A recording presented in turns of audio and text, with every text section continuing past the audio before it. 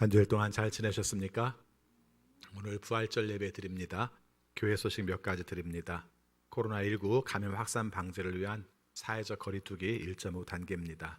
여러분이 아시는 것처럼 지난주간 상황이 좀 안 좋았습니다. 500명 이상이 여러 번 있었고 원주도 계속해서 지금 발생을 하고 있어서 어쩌면 이번 주에 어떤 변화들이 있을지도 모르겠다는 생각을 합니다. 여러분들 꼭 기억하시기 바랍니다. 그래서 만약에 단계가 좀 상향되게 되면 거기에 따라서 조절될 수 있습니다. 만약에 비대면이 될 수도 있습니다. 그럴 경우에는 당황하지 마시고 여러분들에게 단체 카톡을 보내드릴 테니까 거기에 맞춰서 예배 드리시고요. 보통 그냥 유튜브에서 태장성결교회 딱 치면 거기에서 여러분들이 예배 드릴 수 있는 자료들이 다 올라가 있습니다. 다음 주에 비대면 드린다는 얘기가 아니라 만에 하나 그렇게 되면 그렇게 여러분들께서 아셔라라는 말씀입니다. 그리고 오늘 여러분들에게 성찬 예식을 하지 못합니다. 상황이 좀 엄중해서 성찬 예식을 하지 못하고 또 계란도 이번에는 드리지 않고 좀 다른 걸 좀 생각을 하다가 씨앗을 드리도록 했습니다. 그래서 화분, 흙, 그 다음에 씨앗 이거 한 세트로 되어 있는 것을 여러분들에게 나눠 드릴 겁니다. 가실 때 그러면 가서 흙 담고 거기다가 씨를 얇게 팍 집어넣지 말고 살짝 올려놓고 그리고 스프레이로 물을 뿌리면 싹이 돋아날 것이고 그렇게 키우는 겁니다. 그래서 부활의 의미를 이번에는 싹이 돋아나는 것을 보면서 마음속에 새기라는 그런 뜻을 갖습니다. 늘 제가 계란을 삶아서 줘서 좀 그랬었거든요. 그렇죠? 늘 날궈줘서 부화시키라고 할 수도 없고 해서 좀 그러다가 이번에만은 조금 한번 좀 색다르게 해보자 이렇게 했습니다. 좀 종류가 여러 가지긴 한데 주는 대로 받아가지고 가세요. 그래서 토마토도 있고 봉선화도 있고 그 다음에 해바라기도 있고 바질도 있는데 그냥 주는 대로 받아가셔서 싹을 틔우는 게 의미가 있으니까 그렇게 하시면 좋을 것 같고요. 이번 주 수요일 날 예배는 여전도회 연합회 헌신 예배로 드리도록 합니다. 그래서 여러분 여전도 회원들은 빠짐없이 참석할 수 있도록 해주시기를 바라겠습니다. 그리고 봄 신방 진행하고 있습니다. 기억하시고 해당되는 구역들은 잘 신방 받을 수 있도록 해주시기 바라겠습니다.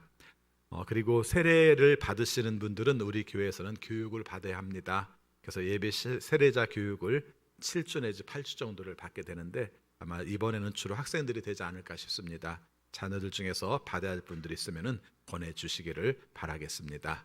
오늘 강단 화분은 4월 달 그다음에 5월 초까지인가요? 이렇게 아마 4번에 걸쳐서 우리가 하게 됩니다. 하명만 권사님, 이호영 학생, 조현순 집사님, 성율 성준 어린이 그리고 이미라 권사님 봉헌하고요. 그리고 커피 대접은 이철성 집사님, 또 이하음 청소년, 그 다음에 원두는 그 성가대 원들, 또 교사들 대접 받으시는 원두는 서일원 집사님께서 계속 하고 계십니다. 그리고 오늘 떡 대접은 김분희 집사님께서 부활절 기념해서 여러분들을 대접합니다. 봉헌하신 분들과 또 우리가 함께 대접하시는 분들에게 감사의 마음 담아서 박수 보내드리겠습니다. 우리 함께 인사하겠습니다. 주님의 이름으로 사랑합니다. 주님의 이름으로 사랑합니다. 다시 한번 인사하겠습니다. 기쁨으로 예배드립시다. 다 같이 묵상기도 하심으로 주일 낮 예배 하나님께 드리겠습니다.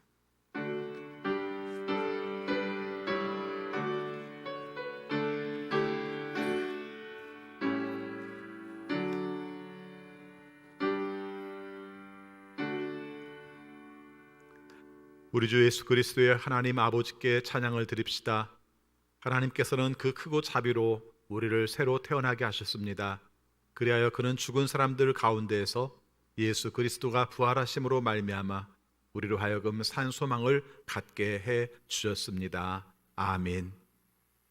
아버지 하나님, 저희들을 사랑하셔서 저희들의 죄의 대가로 십자가에 죽으시고 저에게 생명을 주시기 위해 예수 그리스도께서 부활하신 것을 기억하며 주 앞에 감사를 드립니다. 오늘 주님이 원하시는 뜻을 따라 부활주일 예배로 드리려고 합니다.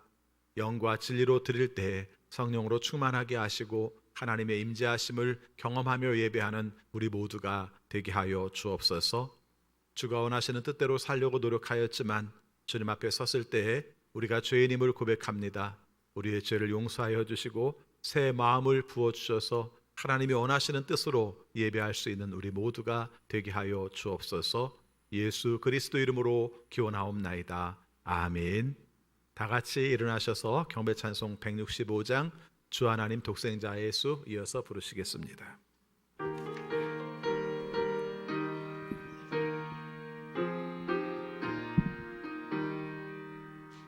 주님께 영광, 다시 사신 주, 사망 권세 모두 이기시었네. 흰 옷 입은 천사 돌을 옮겼고, 누우셨던 곳은 비어 있었네.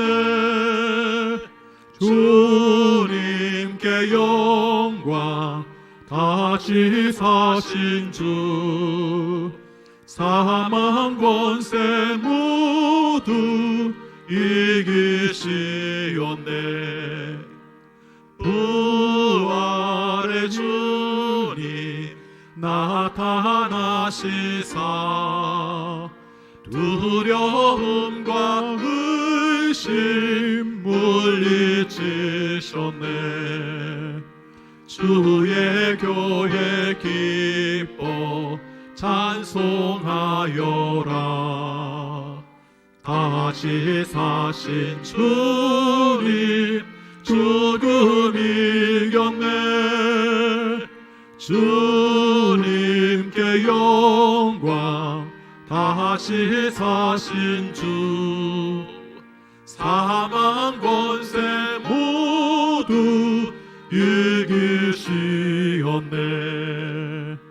생명의 임금, 영광의 주님, 주님 없는 삶은 헛될 뿐이라.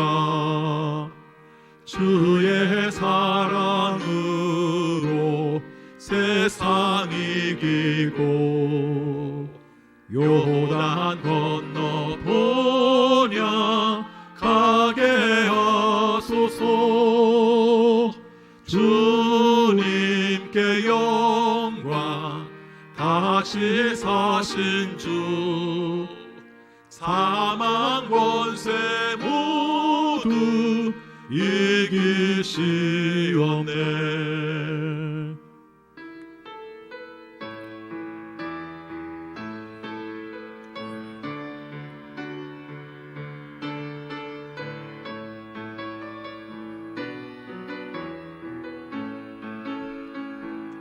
주 하나님 독생자 예수 나를 위하여 오시었네. 내 모든 죄 다 사하시고, 죽음에서 부활하신 나의 구세주, 살아계신 주, 나의 참된 소망, 걱정 근심 전혀 없네. 사랑의 주내 갈 길 인도하니, 내 모든 삶의 기쁨 늘 충만하네. 주 안에서 거듭난 생명 오시는 주의 사랑, 참 기쁨과 확신 가지고, 예수님의 도우심을 믿으며 살리. 살아계신 주, 나의 참된 소망, 걱정 근심 전혀 없네. 사랑의 주내 갈 길 인도하니, 내 모든 삶의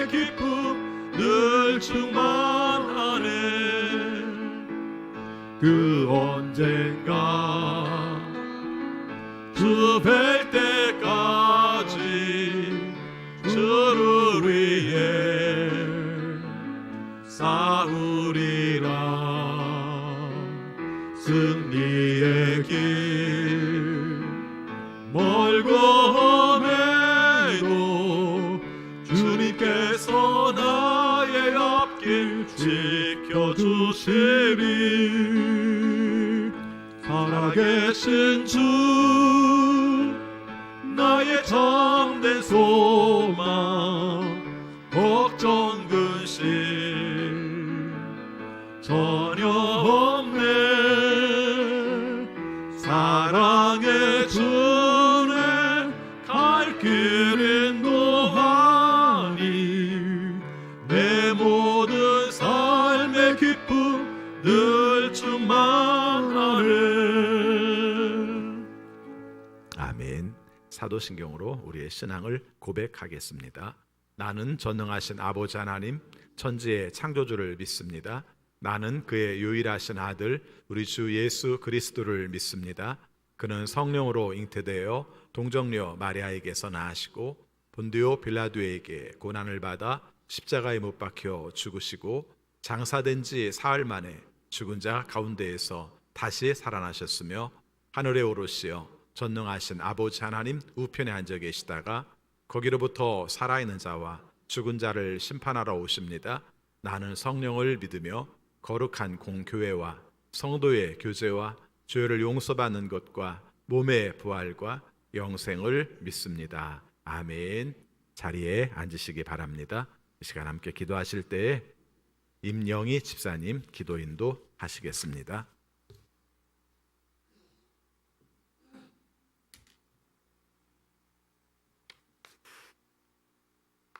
우리를 살리시기 위해 십자가 고난의 길을 가시며 어둠을 물리치시고 사망 권세를 이기신 부활하신 주님, 부활의 기쁨과 소망과 평안 주신 주님을 찬양합니다. 영과 진리로 나아가는 예배되게 하여 주시옵소서. 하나님의 통치 가운데 행하지 못하고 본성대로 행했던 죄, 하나님의 뜻을 구하기보다는 내 생각과 욕심대로 행했던 어리석음, 저희들의 연약함과 허물을 십자가 보혈 앞에 내려놓습니다. 주의 보혈로 정결케 씻어 주시옵소서. 그리하여서 주님이 보시기에 거룩한 삶의 모습으로 살아갈 수 있도록 인도하여 주시옵소서. 한 주간 주님의 십자가를 묵상하며 기도하는 특별 새벽 기도를 허락하여 주신 은혜 감사드립니다. 인간의 무지와 시기, 교만, 피 흘림 속에서도 주님은 하나님의 뜻을 이루시고 그 언약의 말씀대로 성취하여 다 이루셨습니다. 털 깎는 양처럼 그 길을 잠잠히 걸어가셨습니다. 세상을 구원하시기 위해 세상을 사랑하신 그 큰 사랑을 저희들이 기억합니다. 저희 또한 주님이 몸소 보여주신 그 사랑을 세상 가운데 전하게 하여 주시옵소서. 빛으로 세상을 창조하신 주님, 제 많은 인생을 불쌍히 여기사 어둠을 물리치시고 사망의 그늘 아래에 있는 저희들에게 부활의 첫 열매가 되어주심 또한 감사드립니다. 부활하신 주님을 친히 제자들을 찾아가 성경을 풀어주시고 그들의 영혼이 뜨거워져 눈을 뜨게 해주셨습니다. 그리하여 부활의 주님을 보게 하셨습니다. 의심 많은 제자들에게도 주님을 배반한 제자들에게도 찾아가 그 영혼을 따뜻한 사랑으로 안으시고 회복시켜 주셔서 사명을 주신 주님, 그 부활의 주님을 보게 하시며 만나는 매일의 부활의 삶이 되게 하여 주시옵소서. 예수님의 피값으로 사신 교회 위에 주님의 뜻이 온전히 이루어지게 하시며 성령이 역사하는 교회 되게 하여 주시옵소서. 이 땅에 소망을 둔 영혼이 하나님께 돌아와 하나님의 부활의 소망을 보게 하시고 잃어버린 영혼이 하나님의 형상으로 회복되어가는 교회, 부활의 주님을 만나며 그분과 진리와 함께 기뻐하며 찬양하는 교회가 되게 하여 주시옵소서. 한 몸으로 부르신 교회 안에 아픈 지체들이 많습니다. 주님이 친히 안수하여 주셔서 깨끗이 나음을 입을 수 있도록 함께 하여 주시옵소서. 또한 그 자리에서 주님과 더욱 깊이 교제하며 모든 일들을 잘 감당해낼 수 있도록 은혜를 베풀어 주시옵소서. 또 그 병상의 그 자리에서 부활의 기쁨과 평안과 치유가 함께하길 소망합니다. 주님, 이 시간 말씀을 듣습니다. 우리 안에 어두워져 있던 부분들, 답답한 부분들, 막혀 있는 부분들이 주님의 말씀으로 빛으로 나아갈 수 있는 시간이 되게 하여 주시옵소서. 단위에 세우신 두 분의 목사님 늘 영육간의 강건함으로 더딥혀 주시옵소서. 하나님 말씀을 선포하실 때 성령의 능력으로 하나님의 뜻이 온전히 선포되게 하시며 생명의 복음이 흘러가게 하여 주시옵소서. 길을 잃고 헤매는 양들에게 쉴만한 물가로 푸른 초장으로 인도하시기에 부족함이 없도록 채워주소서. 타국 땅에서 복음을 전하시는 선교사님들의 발걸음을 축복하여 주시옵소서. 환경과 여건이 많이 어렵습니다. 특히 미얀마 땅을 불쌍히 여겨 주시옵소서. 피 흘림이 멈추게 하여 주시옵소서. 주님께서 그들의 마음을 주장하사 전쟁과 분쟁이 멈추고 평화와 자유가 임하게 하여 주시옵소서. 오늘도 하나님 나라를 위해 애쓰시는 성도님들의 기도와 섬김 가운데 기쁨이 넘치게 하여 주시옵소서. 그리하여 하나님 나라가 든든히 세워지게 하여 주시옵소서. 온 교회에서 예배드리는 처소마다 부활의 기쁨과 복음의 생명이 차고 넘칠 수 있도록 인도하여 주시옵소서. 예수님 이름으로 기도드립니다. 아멘.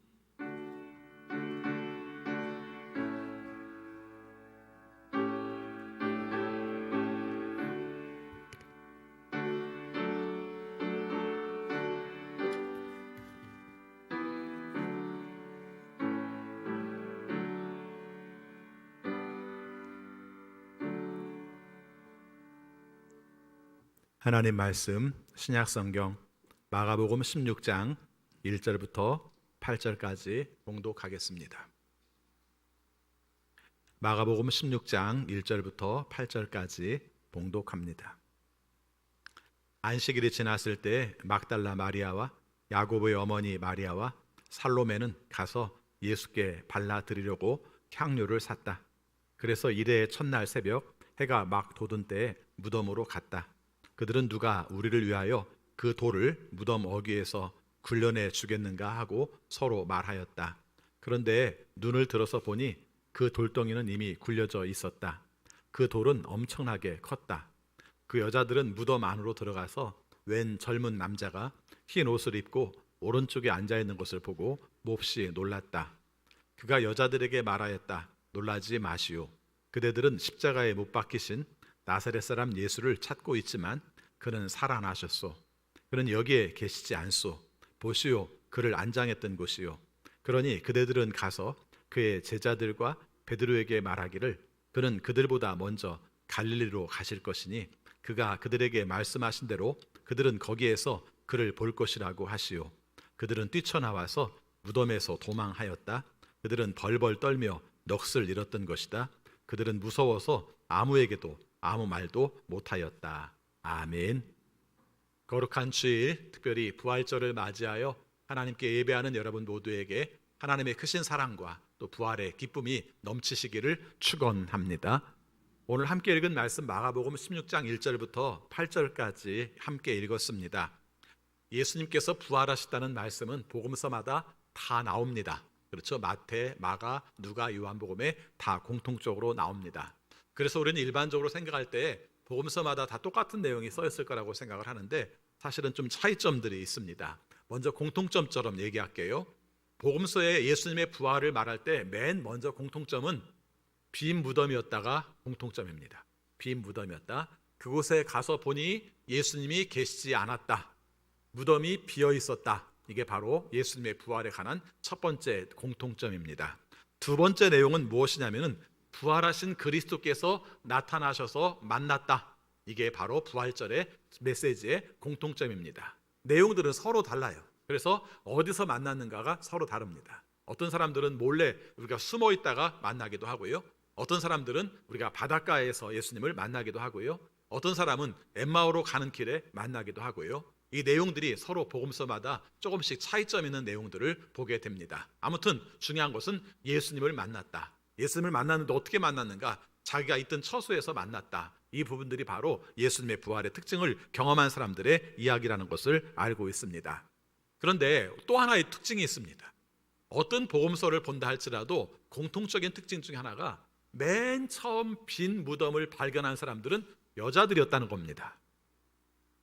여러분, 이게 별거 아닌 것 같은데 별게 아닌 게 아니에요. 굉장히 중요합니다.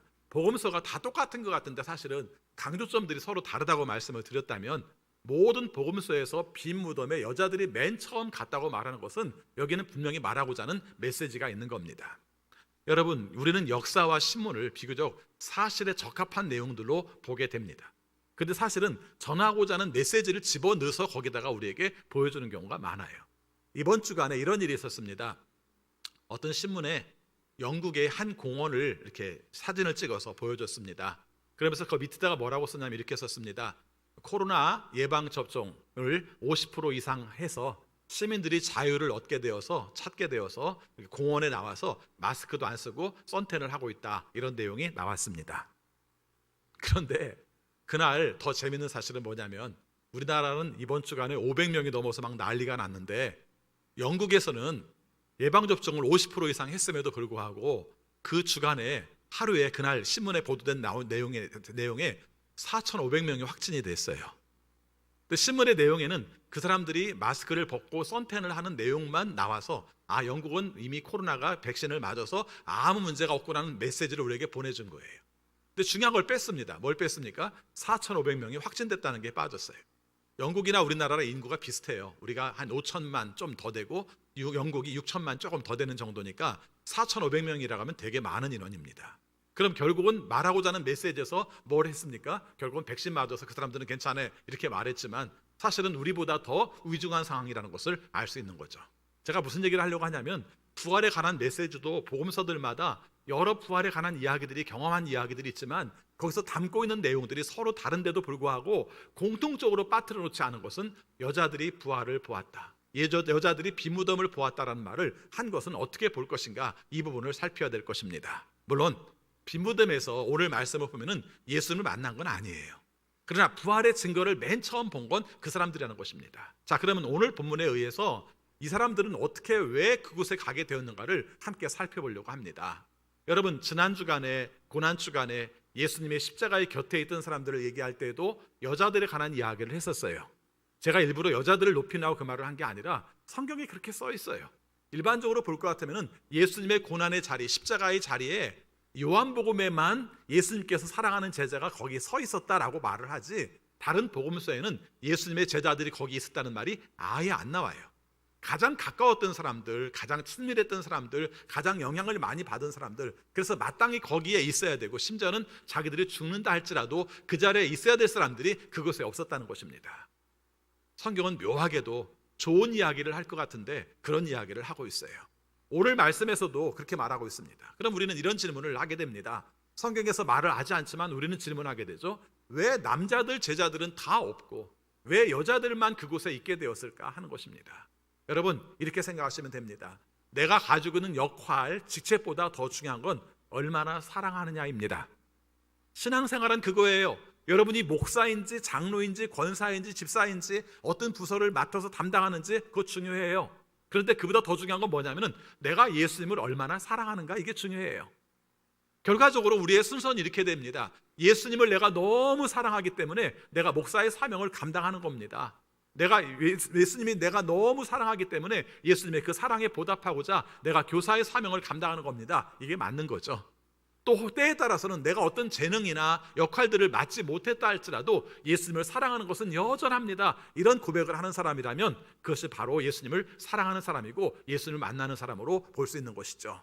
그럼요, 결국은 사랑만큼 함께하는 거예요. 그렇죠. 그래서 고난의 자리에도 그 사람들은 거기 있었고, 왜요? 사랑하기 때문에 애틋하죠. 그 죽음의 자리에서 안타까워하면서 있는 사람들은 사랑하는 사람들이 있었다는 것을 말하고 있습니다. 오늘 부활의 자리, 빈 무덤에 찾아온 여자들의 이야기도 마찬가지입니다. 물론 이 여자들이 신앙이 대단하다 이렇게 말할 수는 없어요. 왜 말할 수 없냐면은 예수님이 무덤에 왔을 때에 예수님의 부활을 보러 온 건 아니에요. 제가 오늘 좀 단호하게 설교하죠. 좀 강하게 막 객관적으로, 그래서 막 팩트가 폭력처럼 다가오는 말씀일지 모르겠지만 실제 그래요. 이 여자들이 예수님을 만나러 온 건 시신을 만나러 온 거예요. 어떻게 알아요? 성경에 이렇게 써 있어요. 1절 말씀 같이 읽겠습니다. 안식일이 지났을 때 막달라 마리아와 야고보의 어머니 마리아와 살로메는 가서 예수께 발라드리려고 향료를 샀다. 이 말은 써 있지 않지만 이렇게 해석할 수 있는 겁니다. 예수님께서 십자가에 죽으시고 너무 급하게 장례를 치러버렸어요.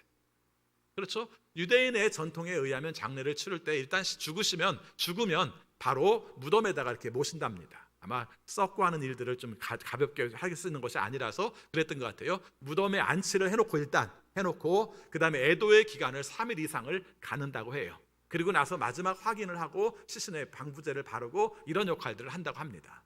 이런 과정으로 보면은 예수님이 죽으신 날이 바로 안식일 바로 직전이었기 때문에 우리가 애도의 틈이 없었죠. 아리마대 사람 요셉에 의해서 새 무덤에다가 모시는 걸로 끝났어요. 돌로 맞먹는 걸로 끝났습니다. 그래서 애도의 기간을 가지 못했기 때문에 안식일 다음 날이 되었을 때 이 여자들은 예수님을 만나러 온 거예요. 못다한 애도를 하고 그 다음에 예수님에게 방부제를 시신의 향유에 발라드리는 역할을 하고 싶다 하고 온 겁니다.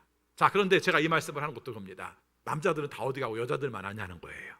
그렇죠? 그래서 여기서도 똑같이 적용을 합니다. 사랑하는 사람, 마음속에 든 사람, 그것을 기억하는 사람, 이 사람들이 바로 찾아왔다, 이렇게 정리를 합니다. 자, 이렇게 귀한 마음으로 찾아오면 모든 것들이 다 만사형통 풀려야 되지 않습니까? 예수님을 만나러 가면 모든 것이 풀려야 되는데 가는 길에도 근심거리가 있어요. 일단은 예수님이 죽으셨다는 게 근심이겠죠. 근데 그거 말고도 근심이 또 있어요. 예수님의 무덤을 찾아가기 때문에 가져야 되는 근심도 있어요. 우리 인생도 그렇잖아요. 아무 일도 안 하면 아무 근심도 없는데 뭔가를 하려고 하면 근심이 있어요. 이거 오늘 이 여자들의 근심은 뭐예요?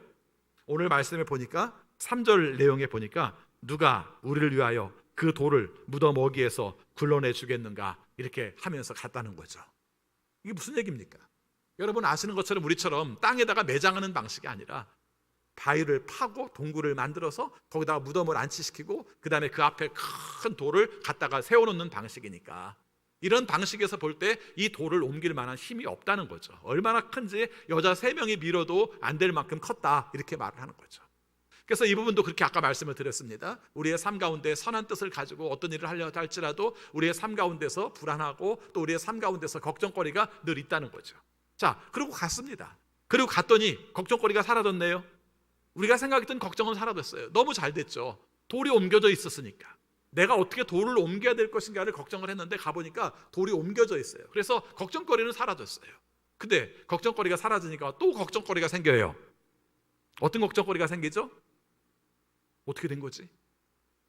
그렇죠. 무덤에 돌이 옮겨져 있으니까 어떻게 된 거지? 이 생각을 하죠. 더군다나 예수님이 죽으신 다음에 사람들끼리의 소문이 있었단 말이죠. 마태복음 읽어서 우리가 압니다만은 마태복음에 의하면 사람들이 어떤 생각을 했어요? 사람들이 예수님의 시신을 훔쳐갈 수도 있다. 또 예수님의 시신을 감추어 놓고 부활했다고 말할 수도 있다라는 소문이 있었다는 거예요. 그렇기 때문에 이 사람들이 생각할 때 맨 먼저 생각하는 것은 예수님이 죽은 것도 슬픈데 예수님의 시신마저도 없어졌네? 라는 생각을 충분히 품을 수 있죠. 그래서 걱정스럽죠. 이것이 그 걱정을 가지고 무덤에 들어갔더니 무덤에 들어가니까 또 그곳에서 어떤 현상이 나타납니까? 아무것도 없는 거예요.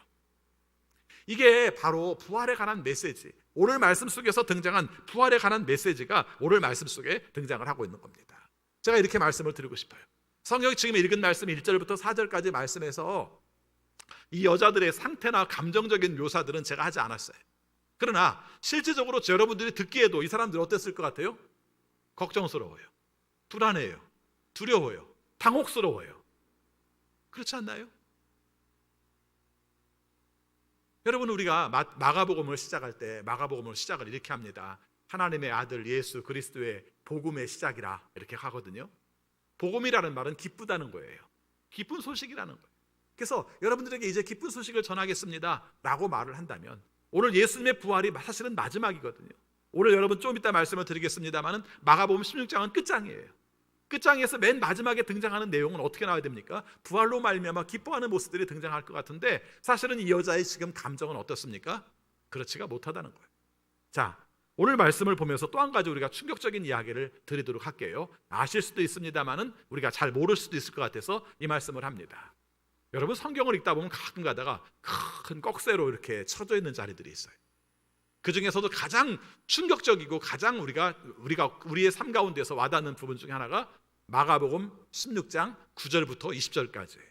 거기 보면은 꺽쇠가 써 있죠. 꺽쇠가 크게 있습니다. 그것도 2개로. 그렇죠? 보통 내용이 아니라 2개로.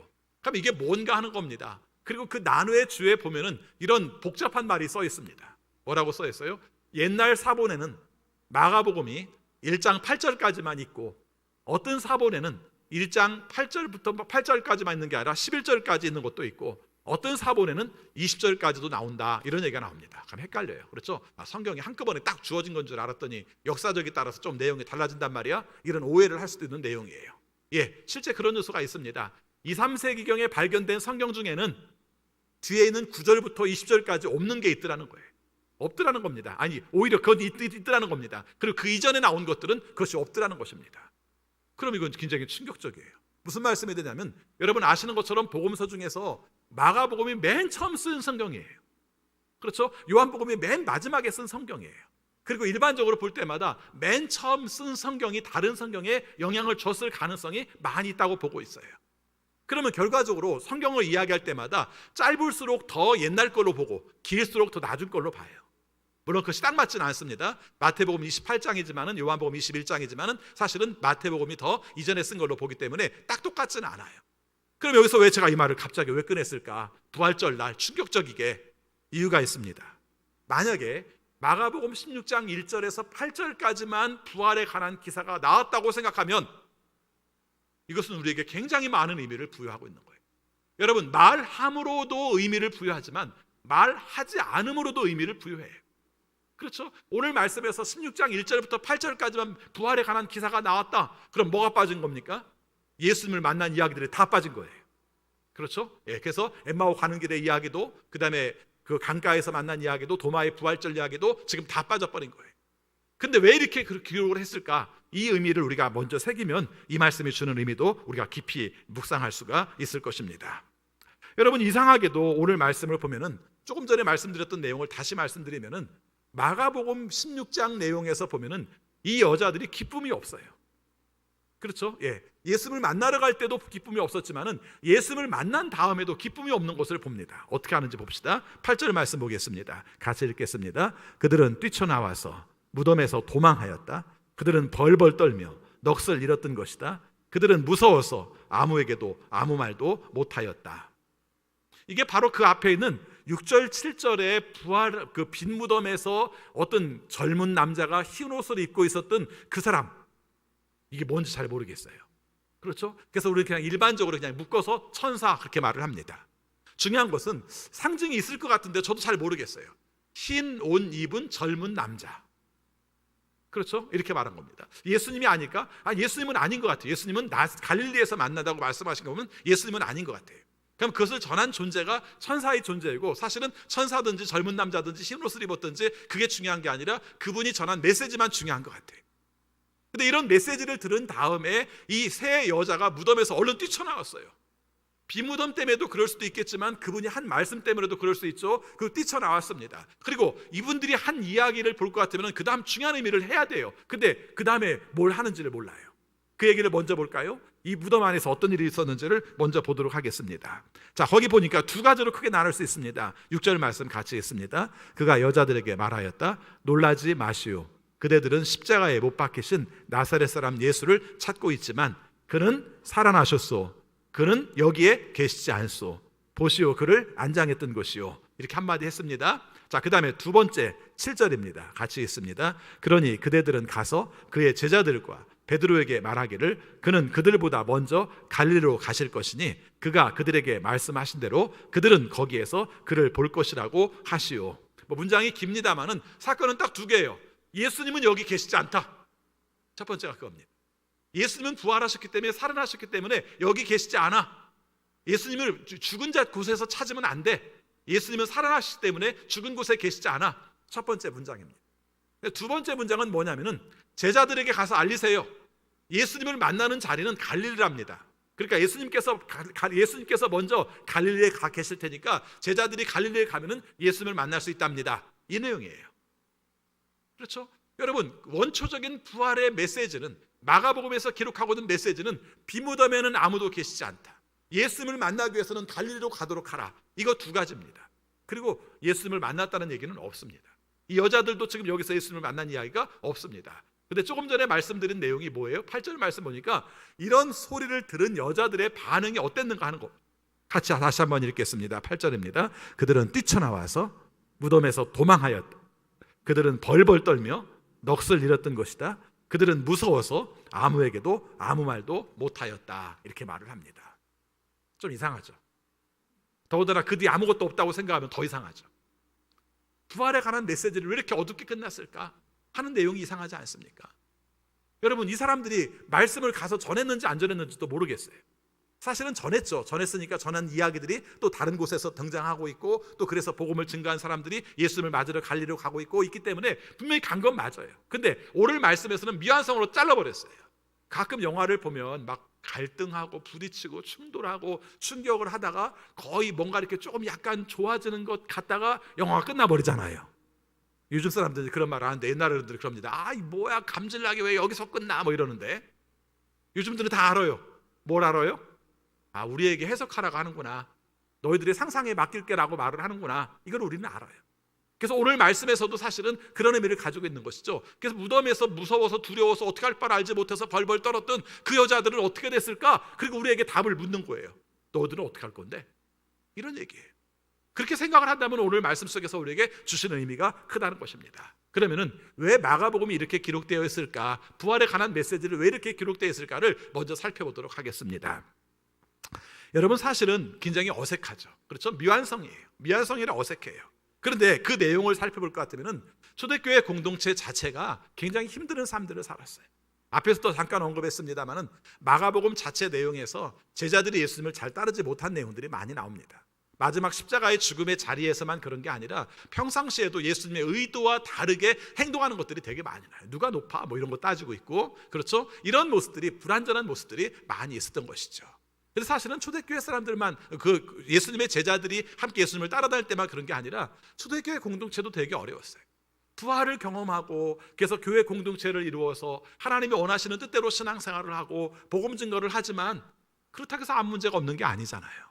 여러분이 아시는 것처럼 마가복음이 쓰여진 시대의 중심이 어느 시기냐면은 네로 황제로 말미암아 기독교가 박해를 받고 있던 시기예요.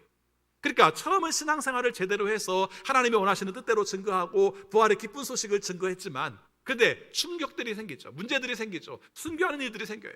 그러면 신앙을 잘 지킬 수 있습니까? 못 지키는 사람들이 많죠. 우리는 초대교회 신자들이 대단히 해서 어떤 경우를 할지라도 하나님의 말씀을 잘 지키고 목숨을 걸고 신앙생활을 다 지킨 사람들로 생각할지 모르지만 어떻게 그렇게 했겠습니까? 그렇죠? 제가 부정적으로 말할지 모르겠습니다만 우리를 봐도 잘 알아요. 여러분, 일제강점기의 신사참배의 문제가 우리한테는 굉장히 중요한 문제로 남거든요. 근데 만약에 한국교회의 모든 성도들이 다 신사참배를 하지 않고 하나님이 원하시는 뜻대로 신앙생활을 다 온전하게 했다면 신사참배의 이야기는 지금 나오지 않아도 돼요. 주기철 목사님을 특별히 높여드릴 이유도 없어요. 그 얘기는 무슨 얘기냐면요, 거의 많은 사람들이, 목사를 포함해서 거의 많은 신자들이 신사참배를 했다는 얘기예요. 심지어는 주기철 목사님 같은 경우는 일제에 의해서만 고통을 당한 것이 아니라 교단에서도 파직이 되었어요. 왜 파직이 됐는가? 그 의로운 일을 하는데 아니죠. 그 당시 사람들이 생각할 때는 정부의 뜻에 맞춰서 하지 않으면 교회가 문 닫을지도 모르는데 쟤는 왜 방정맞게 혼자 저러고 있어서 그렇게 우리가 교회를 어렵게 만드는가, 이렇게 생각해서 파직시킨 거예요. 여러분, 그런 이유들은 충분히 많아요. 굉장히 신사참배를 못했던 원인 중에 하나가 뭔 줄 아세요? 미션스쿨을 지키려고 하다 그랬어요. 미션스쿨을 지키려고. 만약에 학교는 여러분이 아시는 것처럼 정부기관이잖아요. 사립학교지만 미션스쿨이지만 그래도 정부의 통제를 받을 수밖에 없는 거잖아요. 그래서 만약에 정부의 통제를 받지 않으면 학교를 폐쇄시킬 것 같으니까 어쩔 수 없어서 그걸 지키기 위해서 신사참배한 사람들도 많아요. 그런데 어떻게 됐습니까? 그게 결국은 하나님이 원하시는 뜻과는 다르다는 것을 우리는 알게 되었죠. 설령 학교가 문을 닫는다 할지라도, 설령 교회가 문을 닫는다 할지라도 하나님 앞에서 바로 서는 것이 중요하다는 것을 우리는 다음 세대가 되어서야 우리는 깨닫게 되었던 것이죠. 초대교회도 그런 문제가 있었던 거예요. 그러니까 초대교회 안에서 하나님이 원하시는 뜻대로 살다가 순교당하는 사람들이 있으면 무서워서 다 도망갔을 가능성도 있죠. 그랬을 때 이 말씀을 우리에게 전해주고 있는 거예요. 그렇죠? 성경에 있는 내용을 두 가지로 말하고 있죠. 우리가 다 그랬습니다. 성경에 있는 사람들이 그랬습니다. 근데 우리가 이렇게 가지고는 온전하게 하나님이 원하시는 뜻을 받을 수가 없습니다. 좀 이따 갈릴리로 가라는 말씀에서도 다시 설명을 드리겠습니다만은 오늘 우리의 삶 가운데 신앙을 굳게 지키는 것, 하나님이 원하시는 뜻대로 사는 것, 이거 우리가 온전하게 하지 않으면 안 됩니다. 이 의미를 가지고 있어요. 또 한 가지 의미가 있습니다. 그게 뭐예요?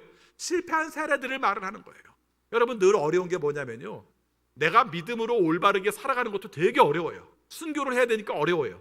근데 진짜 또 어려운 게 뭐냐면은 내가 배신을 했어요. 배신을 했습니다. 배신을 했기 때문에 그 다음에는 다시 돌아오지를 못한다는 거예요. 돌아오고 싶은데, 내가 돌아오고 싶은데, 내가 잘못하는 걸 깨닫고 돌아오고 싶은데 배신한 것 때문에 돌아오지를 못한다는 거예요. 그런 사람들에게 메시지를 주고 있는 겁니다. 여러분만 실패한 게 아니에요. 베드로도 실패했어요. 제자들도 실패했어요. 사실은 복음을 증거하고자 하는 그 여자들도 어쩔 바를 알지 못하고 두려워 떨면서 괴로움 가운데 있었어요. 이렇게 말을 하는 거예요. 그러면서 다시 그 지점으로 갑시다. 예수님을 만난 그 지점으로 갑시다. 거기서 예수님이 우리를 기다리고 계세요. 그 예수님을 만나게 됨으로 말미암아 부활을 경험하게 될 것이고 그런 가운데 새 힘을 얻게 될 겁니다. 이렇게 말을 하고 있는 거예요. 그럼 의미가 완전히 달라지죠.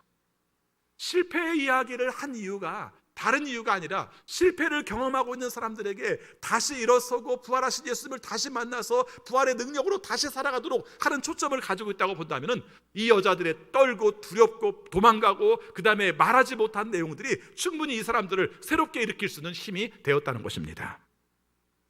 자, 그 다음에 우리가 한번 살펴봅시다. 여기서 우리가 예수님이 어느 곳에 있는가를 말씀을 해요. 특히 이 부분을 강조합니다. 빈 무덤이 예수님이 안 계시다는 상징인데 그게 부활이라고 말을 해요. 그렇죠? 어떤 사람도 이렇게 말할 겁니다. 아니 예수님을 만나야 부활이지 왜 빈 무덤인데 그게 부활의 상징이에요? 죽은 자리에 죽은 분이 없으니까 부활이죠. 근데 그 의미보다 더 중요한 의미가 있습니다. 그게 뭐냐면요, 여러분이 생각하는 이미지로 예수님을 만나려고 하지 말라는 겁니다. 우리는 마땅히 예수님이 거기 계시한다고 생각하고요, 예수님은 마땅히 거기서 부활하신다고 생각을 해요. 그렇죠? 이게 우리의 생각이라는 거죠. 근데 우리의 삶 가운데 생각하는 내용은 예수님과는 너무 달라요. 예수님은 어떤 생각을 보여주십니까? 그 다음 문장을 볼 것 같으면 예수님은 너희들이 원래 처음 있었던 자리 그 자리로 가, 내가 거기서 만나기 원해, 이렇게 말씀하세요. 그럼 우리는 어디로 가야 됩니까? 갈릴리로 가야죠. 여러분, 오늘 우리의 삶 속에 내가 생각하는 예수님, 그곳에 가면 예수님이 계실 것 같아. 내가 생각하는 모습으로 계실 것 같아. 죽은 모습으로 계실 것 같아. 내가 저장되는 어떤 가짜 신으로 계실 것 같아. 아니라는 거예요. 우리의 신앙 가운데서 맨 마지막까지 가장 힘든 내용이 나름대로 열심히 믿는다고 하는 신앙이 내가 만든 신을 가지고, 내가 만든 모양을 가지고, 내가 생각한 이미지를 가지고 그분이 예수님이라고 생각할 수 있는 요소에 대해서 예수님은 그 부분을 잘라내시는 거죠. 그래서 마가복음 내용에서는 거기서 제자들을 만나지 않고 거기서 그 여자들을 만나지도 않아요. 그렇죠? 이게 참 저는 굉장히 의미 있는 내용이라고 생각해요. 물론 요한복음에 가보면요, 이렇게 말했으면 사실은 제자들이 여기 올 필요가 없는 거예요. 맞죠? 여자들이 그곳에 빈 무덤인 걸 발견했고 거기서 들은 메시지가 제자들에게 뭐라고 전하라고 그랬어요? 갈릴리로 가라, 거기서 예수님을 만날 것이다 라고 말했으면 무덤을 확인하지 말고 바로 갈릴리로 가야 되는데, 요한복음 보면 또 재밌게 써요. 그렇죠? 달려오기는 요한이 먼저 달려왔는데 두려운 마음이 들어가지고, 가로 열고입니다. 가로 열고 두려운 마음이 들어서 실제 무덤 속에 들어간 건 베드로였다, 뭐 이런 말이 나와요. 아무 의미 없는 뜻이에요 이거. 그렇죠? 빈 무덤을 확인한 거, 이것도 의미가 없는 거예요. 예수님이 계신 줄 알고 왔다가 빈 무덤을 발견한 것도 사실은 예수님의 말씀을 들은다면 의미가 없는 것이고, 예수님의 말씀을 들어서 갈릴리로 가라고 하신 이후에 그때서 빈 무덤인지 진짜 확인해 보는 것도 사실은 아무 의미도 없는 거예요. 여러분, 예수님의 부활이 빈 무덤이라는 상징적인 의미는 굉장히 중요하지만, 그러나 우리가 부활을 경험하고 하나님이 원하시는 뜻을 만나야 되는 자리는 어디라고 말합니까? 갈릴리라고 말을 해요. 자, 그럼 갈릴리 얘기해 봅시다. 왜 갈릴리예요? 여러분, 모든 사람들에게 드러나서 사람들에게 짠 하고 나타나려면은, 우리로 말하면은 광화문이나 서울시청 앞에서 만나야 돼요. 예. 그래야 모든 사람 앞에 다 드러날 수가 있잖아요. 그럼 예루살렘 사람들로 생각한다면, 이스라엘 사람들 생각한다면 예수님께서 부활하신 거 사람들에게 짠 나타나려면 어디로 나타나야 돼요? 예루살렘 성전 앞에 나타나야 돼요. 성전이 아니었어요. 그리고 만약에 죽었던 것을 사람들에게 강렬하게 인상시키고 기억시키고, 그래서 그곳에서 부활하신 걸 상징하려면 갈보리, 예수님께서 십자가에 죽으신 그 자리에서 부활하셨을 때 그 사람들이 오히려 잘 알아들 수도 있을 겁니다. 근데 왜 갈릴리예요? 그럼 우리는 갈릴리의 상징을 물어봐야 됩니다. 갈릴리는 어떤 곳인가요? 제자들이 살던 데예요. 원래 고향, 그들의 고향이에요 그냥. 그리고 예수님께서 활동을 처음 시작하신 곳이 갈릴리예요. 그리고 제자들이 예수님을 만난 곳도 갈릴리예요. 그리고 예수님께서 말씀하신 갈릴리의 의미는 또 하나는 이렇게도 해석할 수가 있습니다. 어떤 뜻이에요? 삶의 자리, 삶의 현장, 내가 살고 있는 그 자리, 특별한 그 자리가 아니라 삶의 자리라고 말하는 그 자리, 이 자리로 가라고 말씀을 하신 거예요. 그럼 이 의미 속에서 주는 역할들은 굉장히 많이 다르죠. 너의 삶 가운데 실패해서 예수님이 계시지 않는 내용으로 말미암아 두려움 가운데 있을지 모르지만 그 자리로 다시 돌아가도록 하자. 처음부터 다시 보도록 하자. 그 자리에서 예수 그리스도의 들었던 말씀도 떠올려보고 그 자리에서 행했던 예수님의 기적의 능력도 되돌아보고 예수님께서 우리에게 함께 하셨던 역사들도 되돌아보면서 그때 예수님이 우리 안에서 살아 역사하시는 것을 경험하도록 하자. 또 한 가지, 그 가운데서 예수님께서 삶의 자리, 모든 사람들이 머물러 있는 자리, 아프기도 하고 자녀 때문에 속상하기도 하고 돈 때문에 신경 쓰이기도 하고 때에 따라서 내가 살아야 죽어야 되나 생각하고 하는 그 고민의 자리, 그 자리에서 예수님께서 만나시겠다고 말씀을 하신 겁니다. 그럼 우리에게 주는 의미도 커요. 그렇죠? 오늘 우리의 삶 가운데서 마치 삭개오를 예수님이 찾아오신 거잖아요. 내가 너희 집에 가서 머물겠다고 말씀을 하신 거잖아요.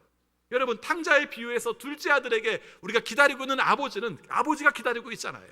아들이 찾아온 것처럼 보일지 모르지만 전체적인 주체적인 내용에서는 아버지가 기다리고 있잖아요. 그러면 부활하신 예수님은 예수님이 부활하셨습니다. 그 능력을 증거합니다. 우리의 삶 가운데 예수님이 부활하셨으니 나도 죽으면 부활합니다. 아니라는 거예요. 그건 우리의 삶 가운데 그 다음 세상의 이야기고 지금 살아가는 삶의 이야기 속에서 정말 중요한 것은 내가 사는 자리에서 의욕 없고 힘이 없고 아무것도 아닌 것 같은 그 자리지만 예수님의 말씀을 기억하고 예수님의 역사를 기억하고 내 삶 가운데 함께 하신 예수님의 능력을 기억하면서 그 자리에 찾아오신 예수님을 만나라는 겁니다. 그렇죠? 아니, 엄격히 말하면 내가 어떻게 해서 만나는 게 아니라 예수님께서 그 자리에 이미 와서 우리를 만나 주신다는 겁니다. 가장 절망적인 자리, 가장 희망 없다고 생각하는 자리, 내 삶 가운데서 아무 가치도 없다고 생각하는 그 자리에서 예수님은 나를 만나 주심으로 말미암아 내 삶 가운데 새로운 역사를 일으키신다고 말합니다. 사도 바울은 고린도서 15장을 통해서 부활을 얘기할 때마다 그렇게 말합니다. 예수님은 죽은 자 가운데서 살아나셨습니다. 이 말을 강조해요. 이게 무슨 말인 줄 아세요? 죽었는데 살아났습니다. 그게 아니에요. 우리가 이미 죽은 자처럼 되어 있다는 거예요. 우리가 죽은 자처럼 되어 있는데 이 가운데서 예수가 살아나셨다는 거예요. 우리의 삶의 가치 속에서 갈 방향도 못 찾고 희망도 없고 좌절 가운데 살면서 벌벌 떨면서 어떤 방향을 가야 될지도 몰라서 말도 제대로 못하고 있는 가운데서 예수님께서 우리에게 들어와 계심으로 말미암아 내 힘으로가 아니라 예수님의 힘으로 우리가 선포할 수도 있고 의욕을 가질 수도 있고 하나님이 원하시는 뜻을 가지고 살아갈 수도 있도록 하는 것이 바로 그것이 부활의 역사라고 말씀해주고 있는 겁니다. 그래서 부활은 굉장히 중요해요. 여러분 아시는 것처럼 초대교회는 주일날을 부활절로 생각을 했어요. 예수님이 부활하셨습니다. 찬양합니다. 축하합니다. 그걸 위해서요? 아니라는 거예요. 그건 마땅한 것이고 우리의 삶 가운데서 부활하시는 예수님을 경험하는 거예요. 그러니까 한 주일 동안 살면서 순교의 고민도 하고 그 다음에 죄 짓는 고민도 하고 굉장히 어려운 고민도 하던 사람들이 예수 그리스도를 만남으로 성찬 예식을 함으로 주의 말씀을 들음으로 그 가운데서 예수님이 내 안에서 살아나는 것을 경험하는 거예요. 그래서 교회의 상징은 늘 두 가지예요. 하나는 말씀이고 하나는 성찬이에요. 근데 이 말씀과 성찬에 공통점이 있어요. 그게 뭡니까? 그것을 통해서 예수님이 우리 안에서 살아나는 것을 경험하라는 거예요. 이것이 주님께서 우리에게 주신 메시지고 우리가 살아갈 결정이라는 것을 말하고 있는 것입니다. 생각해보면 죄책감에 빠져있고 낙심 가운데 빠져있고 두려움에 눌려있던 제자들에게, 그리고 우리가 예수 그리스도를 사랑하지만 그럼에도 불구하고 두려움과 당혹감과 어찌할 바를 알지 못하는 그 여자들에게 예수님이 하신 말씀은 너의 삶의 자리로 돌아가라. 그곳에서 만났던 예수님을 기억하라. 그리고 그곳에서 예수님이 기다리고 계신 것을 경험하라. 너의 삶 가운데서 절망적인 그 모든 것들이 예수 그리스도로 말미암아 치유되고 새로운 변화를 겪어서 하나님이 원하시는 모습으로 일어서게 된다고 말하고 있는 것입니다. 박해받던 사람들, 배신을 했기 때문에 교회를 나가는 것도 두려워하던 사람들, 내가 굉장히 약한 모습 가운데 있기 때문에 새로운 희망이 없다고 생각하는 사람들에게 오히려 뭐라고 말하고 합니까? 갈릴리로 돌아가라. 갈릴리에서 내가 너를 만나겠다. 내가 그곳에서 너희를 만나겠다는 말씀으로 이 말씀들을 쓰고 있는 것입니다. 성경은 의외로 미완성으로 끝나는 말씀들이 많습니다. 그렇죠? 여러분 생각해 보시기 바랍니다. 포도나무에 무화과나무를 심었는데 그것을 열매를 맺지 못했어요. 열매를 맺지 못했을 때 주인이 자르려고 했어요. 그랬죠? 그랬더니 그래서 농부가 뭐라고 말합니까? 1년만 더 기다려 주십시오. 이렇게 말을 해요. 성경에 1년을 기다렸을 때 그 다음 결과 어떻게 됐다는 말이 나옵니까? 안 나옵니까? 안 나와요. 저는 그 부분도 참 인상적이라고 생각합니다. 그건 우리에게 남겨지는 질문이에요. 오늘 말씀도 만약에 마가복음 16장 1절부터 8절까지 끝나는 말씀이라고 말했다면 이 여자들이 두려워 떨며 어찌할 바를 알지 못하고 아무 말도 하지 못했다는, 이 아무 말도 하지 못했다는 말이 되게 걸리거든요. 그렇죠. 말하라가 단데 제자들에게 가서 말하라가 단데 아무 말도 못했다는 게 걸려요. 그건 우리의 삶 가운데 똑같이 말하고 있는 겁니다. 여러분은 어떻게 할 겁니까? 그렇죠? 제자들에게도 어떻게 할 겁니까? 이 여자들에게도 어떻게 할 겁니까? 마가복음 공동체에도 어떻게 할 겁니까? 물었던 그 질문은 우리에게 똑같이 질문을 하는 것이죠. 무서워 떨지 마세요. 예수님을 만나면 예수님께서 함께 하심으로 말미암아 부활의 생명의 기쁨들을 경험할 수 있습니다. 그리고 우리는 더 많은 자료를 사실은 가지고 있잖아요. 어떤 자료를 가지고 있습니까? 그랬던 사람들이 예수 그리스도의 복음을 증거하게 된 과정들, 부활을 경험하고 성령의 역사를 경험하게 됐을 때 죽음을 무릅쓰면서 복음을 증거한 사람들의 이야기를 보게 되는 것이죠. 그 중간 이야기를 마가복음 16장 1절부터 8절까지는 해주고 싶은 거예요. 이 본문 자체가 여러분 그냥 그 사람들이 담대해서 복음 증거한 거 아니에요. 이 사람들 벌벌 떨던 사람들이에요. 뭔 말해야 될지 두려워하던 사람들이에요. 근데 부활하신 예수를 만나더니 그 사람들이 확 변했어요. 그게 바로 우리에게 주는 부활절 메시지라는 것입니다. 한 해를 살아오면서 코로나로 인하여서 모든 부분들이 다 제약받고 힘든 시간들을 겪었어요. 그리고 우리의 삶 가운데 신앙도 다 시험대에 올랐어요. 그렇죠? 교회는 무엇 해야 되는 곳인가부터 시작해서, 내가 예배는 어떻게 드려야 되는 것부터 생각해서, 내가 삶의 가치의 주교성은 무엇인가, 이 부분들을 우리가 사실 끊임없이 지금도 시험을 당하고 있습니다. 그래서 어떤 때는 두렵기도 하고 어떤 때는 떨리기도 하고 그러면서도 하나님 앞에 부끄럽기도 하고, 이것이 우리의 삶 속에 가지고 있는 복합적인 감정이에요. 그런데 오늘 성경은 말합니다. 뭐라고요? 삶의 자리로 가라. 내가 거기서 너를 맞이하겠다. 너희들이 실패했다고 생각하는 자리, 아무것도 할 수 없다고 생각하는 자리, 그 자리에서 내가 함께 하겠다. 너희들의 삶 가운데서 내가 살아나서 너희들을 움직임으로 부활하신 삶으로 너희들을 살게 하겠다. 이렇게 말하는 겁니다. 그래서 부활절은 예수님의 부활절로 끝나면 안 되고 우리의 부활절이 되어야 되는 것이고, 우리의 삶 속에 부활하는 역사를 경험해야 한다고 예수님은 우리에게 말씀하고 있습니다. 오늘도 이 말씀을 기억하시면서 우리의 삶의 힘든 자리, 낭망의 자리, 낙심의 자리, 벌벌 떠는 자리에서 예수 그리스도를 만남으로 말미암아 담대하게 서는 우리 모두가 되시기를 축원합니다. 기도하겠습니다. 아버지, 우리의 죄를 용서하시려고 죽으시고 우리에게 새로운 생명을 주셔서 하나님 나라의 삶을 살게 하시려고 부활하신 줄을 믿습니다. 오늘 예수님의 부활을 처음 경험한 여자들의 이야기를 함께 살폈습니다. 빈 무덤을 보았을 뿐입니다. 그리고 그런 가운데에서 우리가 갈릴리에 가서 만나자고 제자들에게 전하라는 말씀을 들었을 뿐입니다. 그것이 그 사람들의 가운데 너무 무섭고 너무 두렵고, 그래서 어떤 말을 전해야 될지 모르는 상태를 저희들이 확인하였습니다. 그러나 이것이 부정적인 것이 아니라 이것이 오히려 우리의 모습이기도 하고 우리에게 던지는 질문이기도 하고, 우리의 삶 가운데 일어서 우리의 삶의 자리로 가기만 하면 그곳에서 기다리시는 예수님을 만남으로 부활의 능력, 생명의 능력, 하나님께서 역사하시는 빛의 능력을 만날 수 있다고 말씀하시는 것을 저희들이 받아들였습니다. 이제 우리 살게 하여 주옵소서.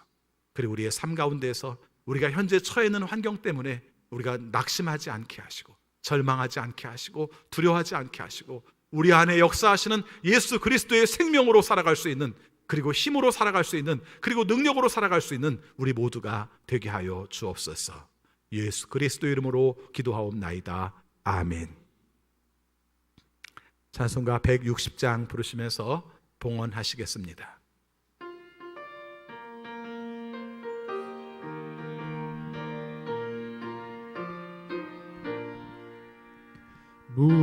무덤에 머물러 예수 내 구주, 새벽 기다렸네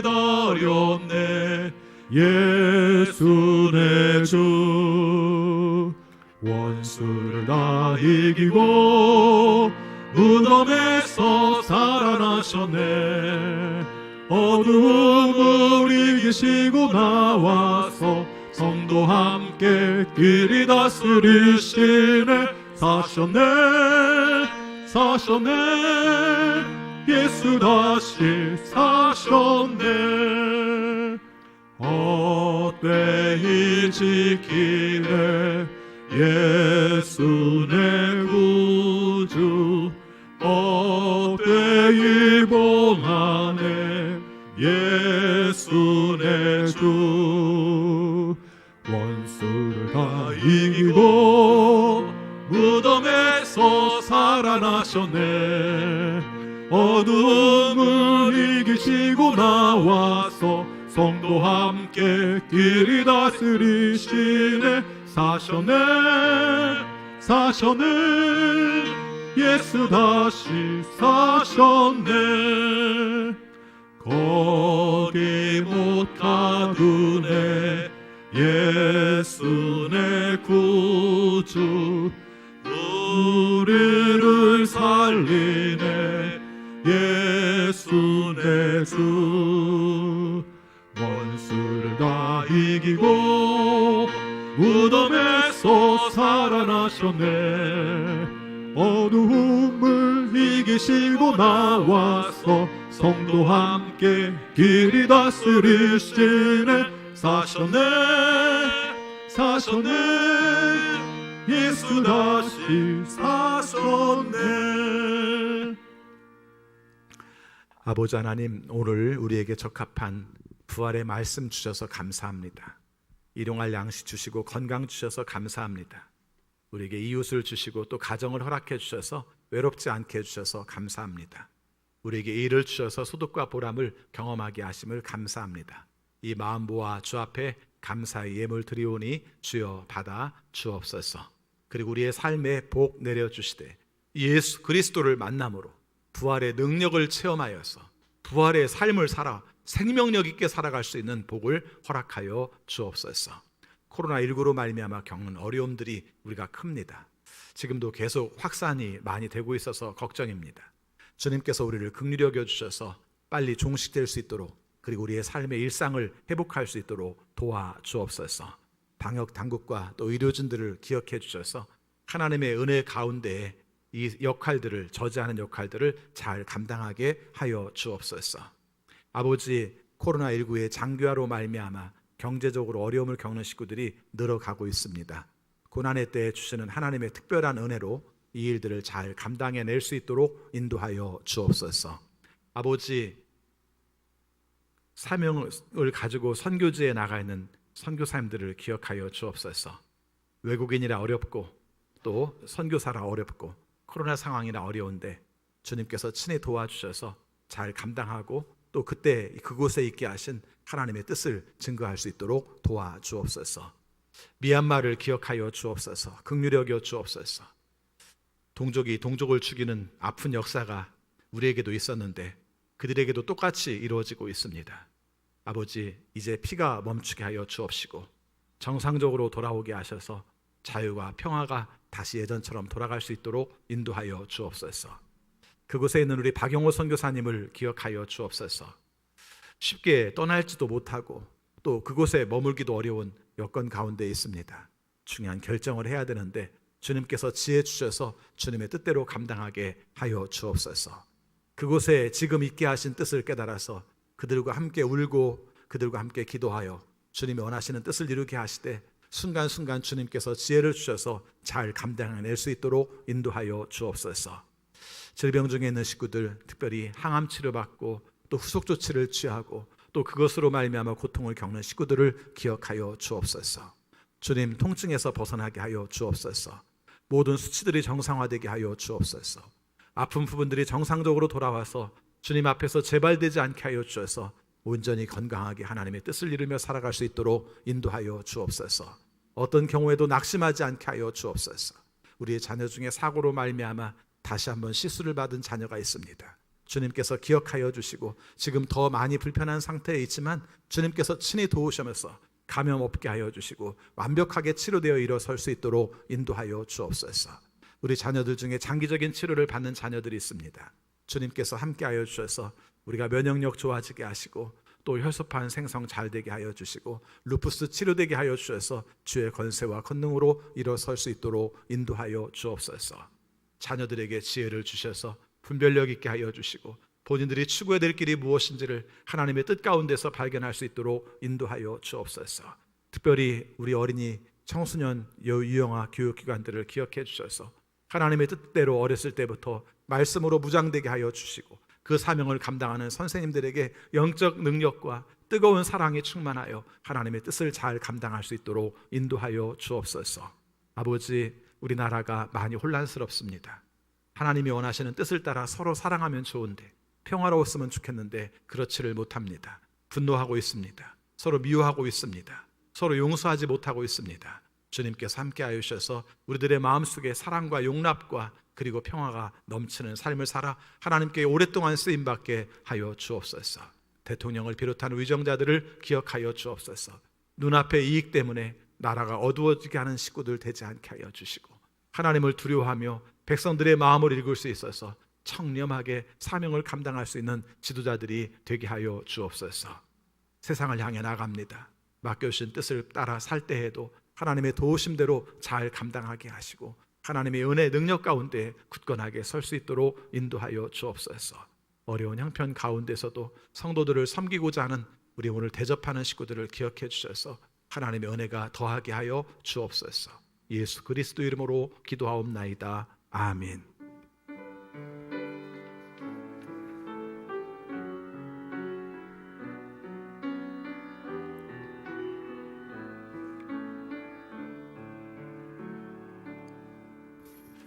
다 같이 일어나셔서 결단의 찬양 부르시겠습니다.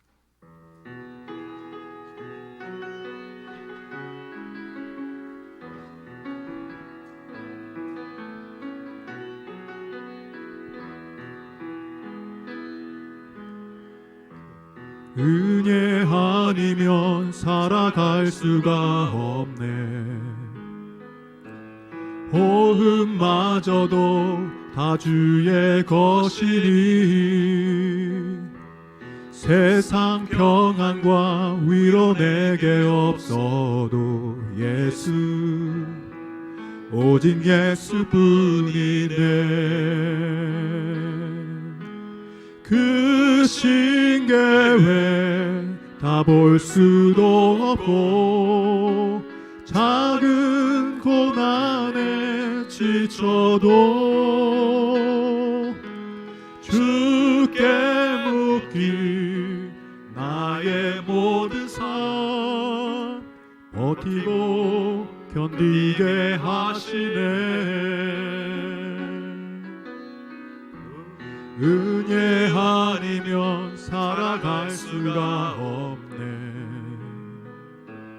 나의 모든 것 다 주께 맡기니 참된 평안과 위로 내게 주신 주 예수, 오직 예수뿐이네. 우리 주 예수 그리스도의 은혜와 거룩하신 하나님의 사랑하심과 성령님의 감화, 감동, 역사, 교통, 위로하심이 우리가 비록 힘들고 어려워서 두려움 가운데 살지라도 부활하신 주님께서 만나주실 때에 그 힘으로 온전하게 부활의 생명으로 살 수 있음을 믿는 우리 모든 성도들에게 지금부터 영원까지 함께 없시기를 축원하옵나이다. 아멘.